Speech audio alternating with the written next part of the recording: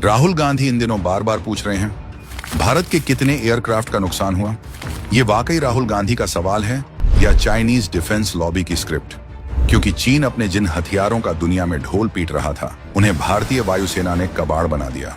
HQ-9 air defence system, PL-15, J-10 सब धरे के धरे रह गए।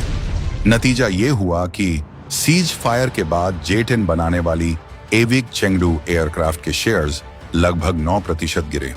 PL-15 बनाने वाली जूजो होंगड़ा इलेक्ट्रॉनिक्स के शेयर करीब 6% से ज्यादा लुढ़ गए। चीन के कुल डिफेंस स्टॉक्स करीब 9% तक गिर गए। भारत ने S-400 के चिपर वर्जन को HQ-9 को भी नेस्तानबूद करने में कामयाब रहा। और जब हथियार फेल होते हैं तो सिर्फ युद्ध हारने वाले की बदनामी नहीं होती, बल्कि युद्ध में इस्तेमाल हुए हथियार बनाने वालों की भी होती है। और शायद इस मंजर से सबसे ज्यादा आहत हुए हैं राहुल गांधी।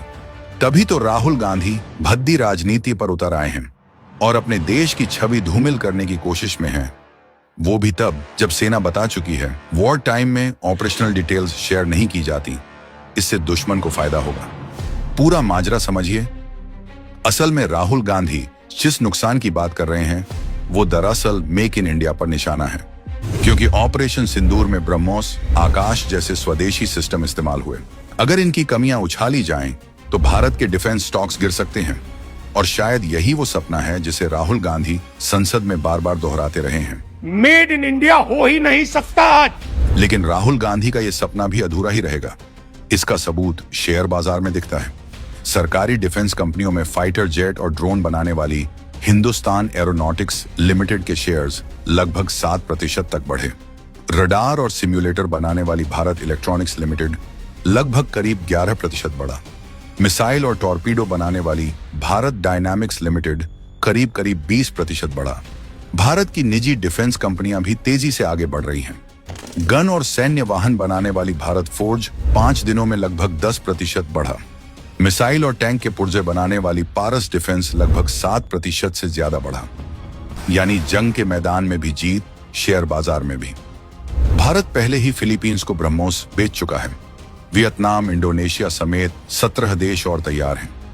2024 में भारत का डिफेंस एक्सपोर्ट 24,000 करोड़ रुपए तक पहुंचा और लक्ष्य है 2029 तक इसे 50,000 करोड़ रुपए करना।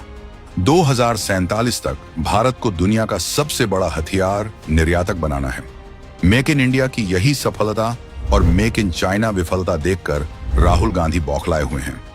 राहुल गांधी पाकिस्तान का प्रोपेगेंडा और चीन की लाज बचाने में लगे हैं और इसके लिए भारत की सेना और स्वदेशी डिफेंस सिस्टम को कटघरे में खड़ा कर रहे हैं।